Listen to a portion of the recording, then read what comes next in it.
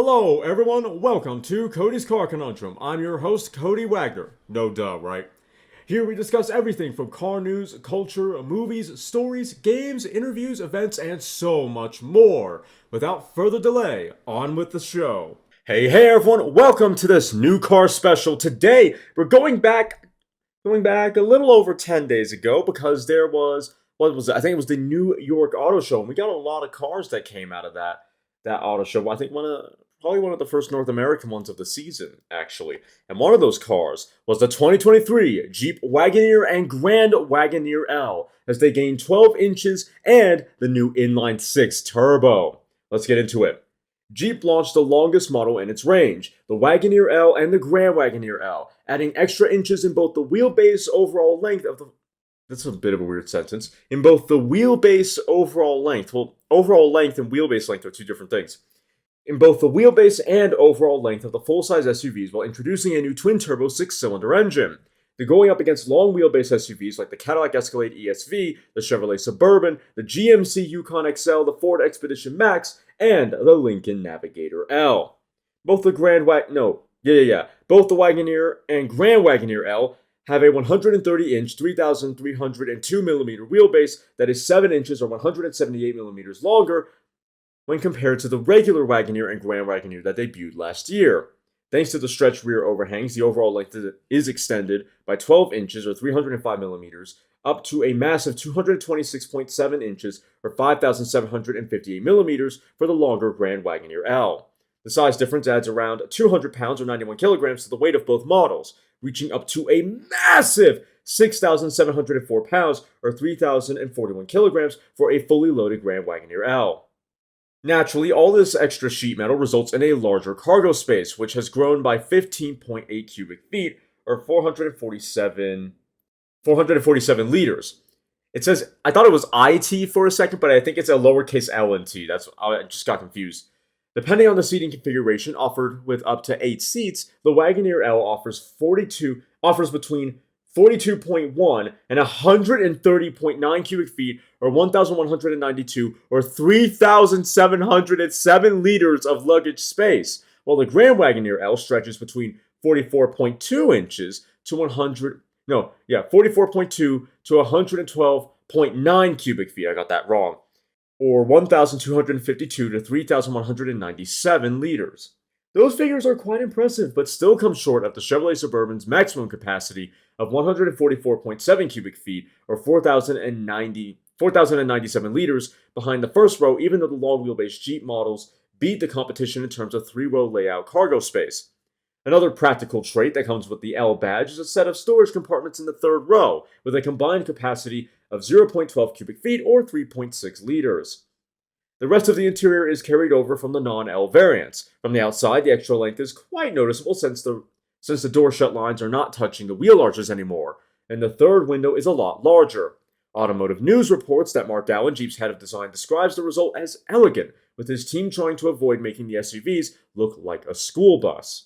Jeep has also added a dark-themed carbide trim for the Wagoneer L with gloss black accents, which will also be available for the regular Wagoneer starting from the spring. The Grand Wagoneer already has a similar blacked-out obsidian trim that could be offered for the Grand Wagoneer L, although the trim structure is not clear at this point. The two SUVs are not only longer, but are also more powerful than their regular wheelbase siblings, thanks to Stellantis' new twin-turbocharged 3-liter inline-six Hurricane engine. These are the first models to be offered with the new mill, which comes in 2 different power outputs, exclusively mated to an 8-speed automatic gearbox sending power to the rear or all 4 wheels depending on the trim. The twin-turbo 3-liter Hurricane produces 420 horsepower, or 313 kilowatts, or 426 PS. Happy heavy day, everyone, 426. And 468 pound-feet, or 635 newton-meters of torque in the Wagoneer L, and a more impressive 510 horsepower, or 380 kilowatts, 517 PS, and 500 pound-feet, or 678 newton-meters of torque in the Grand Wagoneer L. The performance figures of the 6-cylinder engines are better than the V8s in the non-L models while offering improved mileage. More specifically, the Wagoneer L is rated at an estimated 19 mpg combined, while the Grand Wagoneer L at 16 mpg combined. Jeep said that the L's with the new engine offer between 1 to 2 mpg more than the shorter and lighter V8 powered SUVs. Towing capacity remains the same at 10,000 pounds or 4,536 kilograms. The automaker will also offer a limited run of Jeep Grand Wagoneers fitted with the 503 horsepower 6-cylinder engine from the Grand Wagoneer L. The 2023 Jeep Wagoneer L and Grand Wagoneer L will make their world premiere today at the New York International Auto Show before arriving in U.S. dealerships in the second half of the year. Pricing is yet to be announced, but dealers expect them to be 10 to 15% higher than the regular wheelbase models. So moving away from the Car Scoops article, let's go to Motor One, because in their article on the Wagoneer and Grand Wagoneer L, they have a table comparing the Wagoneer L, Grand Wagoneer L, Cadillac Escalade, Escalade ESV, Lincoln Navigator, and Navigator L.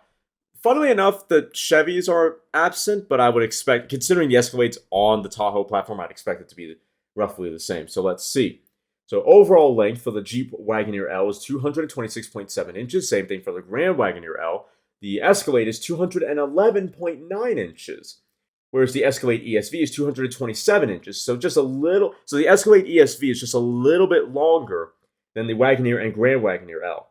The Lincoln Navigator is 210.0 inches, and then, did I say pinches? I meant inches.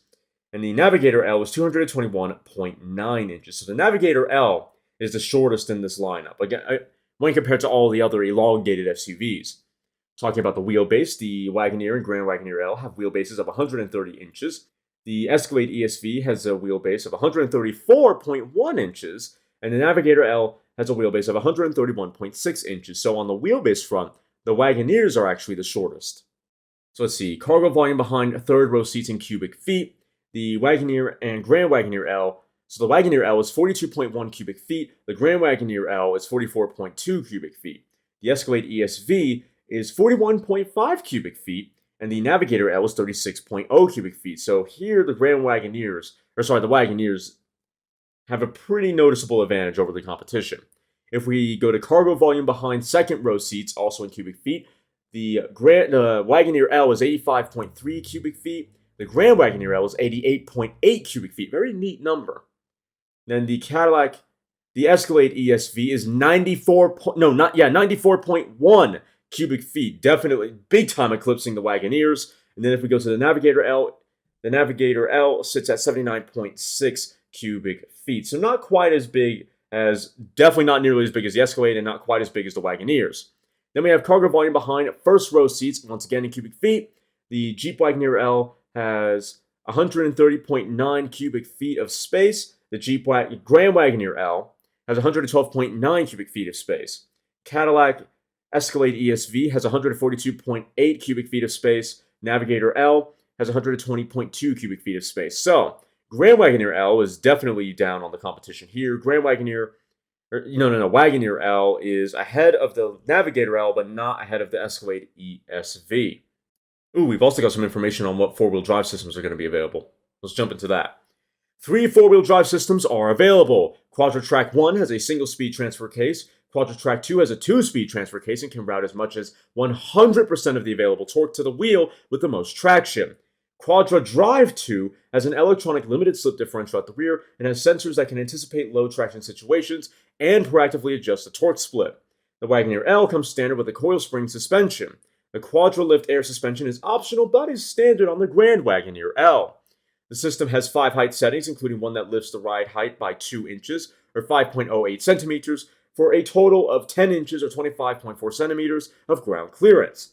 Then we have that Carbide Edition. Let's dive into that a little bit more. The Wagoneer Carbide Edition has some styling upgrades. It has gloss black parts for the wheels, the grille texture, mirror caps, roof rack, and headlamp appliques. The grille rings are the color black onyx. Inside, the instrument panel and door panels have what Jeep calls a technical hydrographic finish. The upholstery on the seats is global black with stitching in the color smoke, and the headliner is also black. The model comes standard with a panoramic tri-pane sunroof. The Carbide will also be available on the regular Wagoneer this spring. The Wagoneer L will arrive with it in the second half of 2022. So I really like the horsepower of the Grand Wagoneer L. 510 horsepower, 500 pound-feet of torque. That's getting with the program. So I mean, especially from a 3-liter twin-turbo straight 6. Yeah, straight 6. Not a twin-turbo V6, not like a Pentastar with twin turbos added to it. A straight 6. You can bet that's going to show up in other Stellantis products too. I am really excited to see what that shows up in.